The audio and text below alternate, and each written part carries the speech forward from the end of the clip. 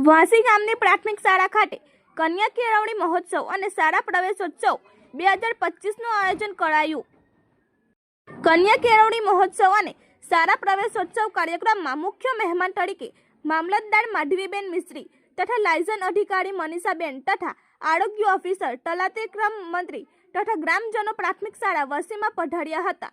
સૌ મહેમાનોને શાળાના આચાર્ય અયુબભાઈએ અને તમામ શિક્ષકોએ મળી આવકાર્યા હતા।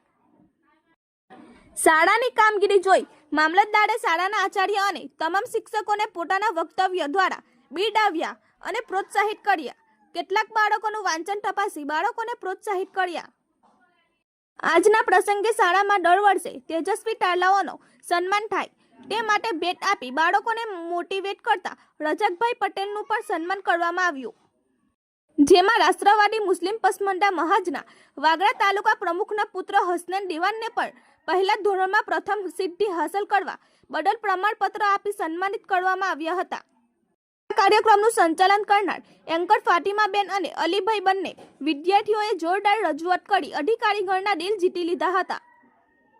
મામલતદાર અને સાથે પધારેલા મહેમાનશ્રીઓએ બાલવાટિકાના બાળકોને ચોકલેટ અને શૈક્ષણિક કીટ આપી ખુશખુશાલ કરી દીધા અને પોતાના અંતરના આશીર્વાદ આપી શાળામાં પ્રવેશ આપ્યો હતો।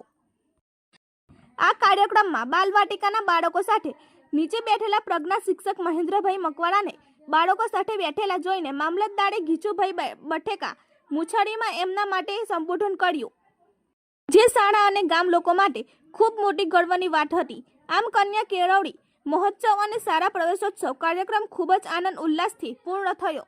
ગુજરાત અદ્ભુત ન્યૂઝ ગુજરાતી।